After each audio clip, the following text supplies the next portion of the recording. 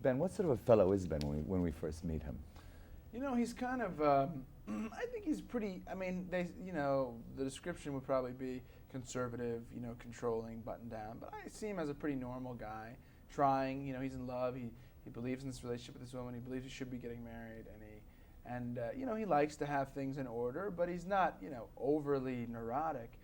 It's just this woman that he comes into contact with is so out of control and so beyond anything he ever thought would affect him in his life that or make him question things that it throws his whole life into question, and so he's presented with some rather difficult choices. Does she represent freedom? I think she does. I think she represents a lot of the things that he's afraid he may be giving up by getting married. She represents freedom. She represents the spontaneity. She represents this sort of mysterious, elusive things that we're sure everyone else is doing while we're sitting at home. It's a tricky balance. I mean, in a way, this movie, Sandy's character could not be real at all, but a figment of his imagination. An internal process that he has to go to come to terms with preparing to get married. Did you play him close to home, or? The second half of the movie was pretty close to who I am, I'd say. Probably as close as anything I've done.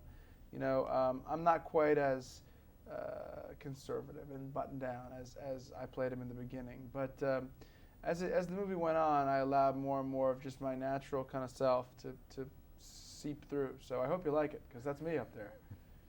Well, it's a very unusual kind of film for a big Hollywood studio, is it not?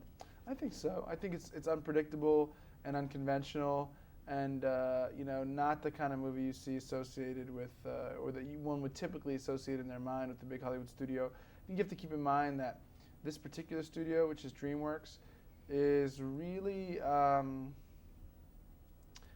little bit ahead of their time. I mean, they're doing things, I think, that will become hallmarks of the way the major studios do business in the next millennium. In the next coming 10 years. I think.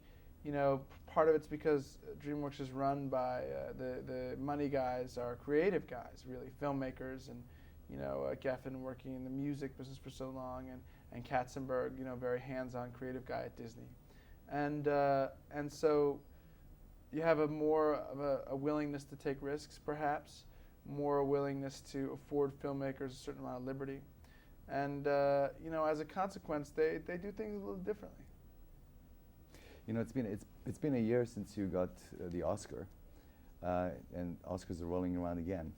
How has all this fame and exposure impacted you? I'm not sure yet. I think I'm just coming to terms with that.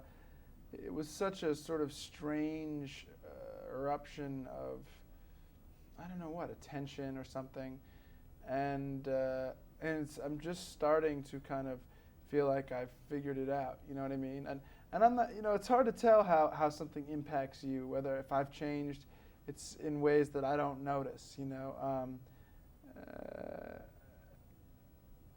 I've been asked that question several times, and I realize that I don't really know the answer. You'd probably be better off asking Sandra or somebody who, or Bronwyn, or somebody who, and see what they think. But how does it feel to live out your personal life in the eye of the media? That's kind of unpleasant, but that's not who I am. I mean, that's just a sort of one of the few ugly byproducts of an otherwise, very fortunate opportunity that I have. It's just, but everybody knows it. Everybody gets it. You know it beforehand. I expected it.